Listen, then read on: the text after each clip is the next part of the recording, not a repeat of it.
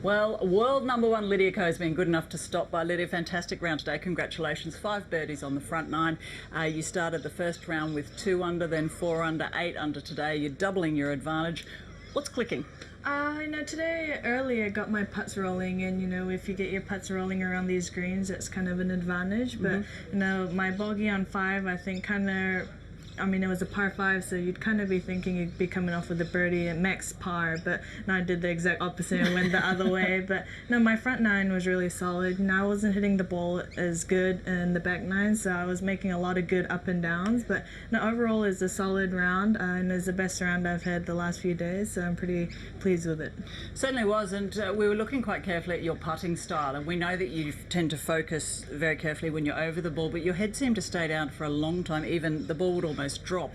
Is that something you've been working on? That's I wasn't like that yesterday.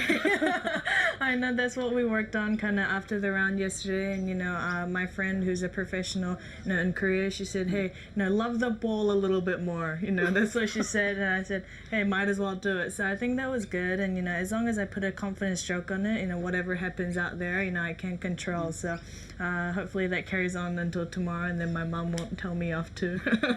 No.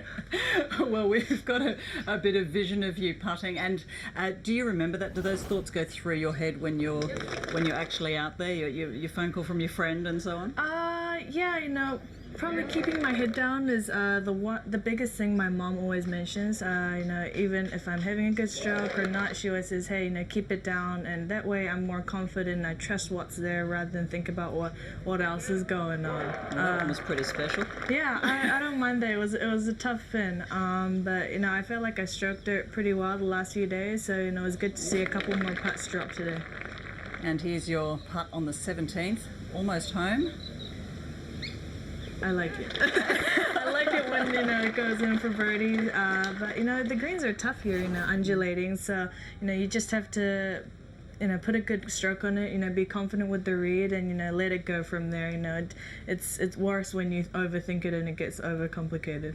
Well, you're talking about what must be going through your head, and we saw you yesterday laughing and joking your way down the fairway. You had Minji Lee and Hana Zhang in your group, and it was just a bunch of young girls out for a round of golf. You're world number one. You should be more serious, shouldn't you? Or is it still just your favourite day at the office? I just got to have fun out there. Last year during the middle of my season, I kind of lost having fun a little bit, and I really found out how important it was for me to enjoy it and just have a smile on my face. And I think that's what the galleries love seeing too. They want to see you out there, having some fun and obviously making a lot of birdies. But yesterday and today, the pairings was great. Tiffany, she's a great character. She has great personality, and Minji, who I've been friends with for so long, and Hana, she's great. There's a lot of jokes going on, but it was a lot of fun. We're just looking at Kari Webb here. This is her par putt on the 18th. Go, yeah! There you go. That's a good feeling, isn't it? That's a great up and down, but I'm sure being one of the home favorites, it's a pretty cool finish, and that's why she's a legend. And it's nice in front of a home gallery, of course, because you had that experience at the New Zealand Open not so long ago. Extra special in front of your home fans? Yeah, I think just playing at home, even if it's not your home state, it's just a different feeling, and to know that the crowd's there behind you and wanting the best for you, it's a cool feeling. And even out here this week, I've seen some New Zealand flags and silver ferns, and even a GoCo t-shirt, so that's been pretty cool. And Australia and New Zealand are so close, and I feel like it's almost home here. Well, with your Australian-New Zealand combination in your team, you should feel like that. Just quickly before you go, you weren't even born when Katrina Matthew won the Open the last time. Respect for those, we call them veterans, but they're still very experienced.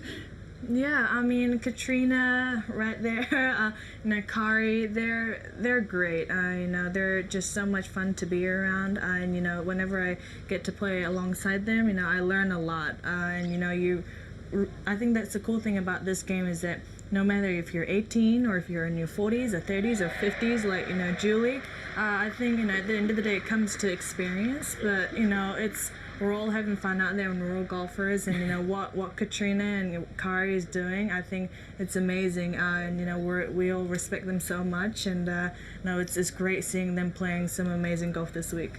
We're earning a great deal of respect of your own, Lydia Ko. Just to have a quick look at the leaderboard, and if you'd like to tell us where you think your main competition is going to come from tomorrow. I mean, that's a tough bunch of players there. Even if you're 4 or 5 shots back, I think you're never out of it. And I think Kari showed that, a few years ago when she won the Australian Open at Victoria, and when she came back from the Founders Cup too. So you just never know with this game. Someone from behind, when it's a little calmer without the wind, could shoot 9 under, like what Subin Kim did the first day. So you never know. But all I gotta do is focus on my game tomorrow and just have a lot of fun with the girl that I'm paired with. Sounds like a great plan indeed. Lydia Ko, thank you so much for your time. We really appreciate it. Thank you.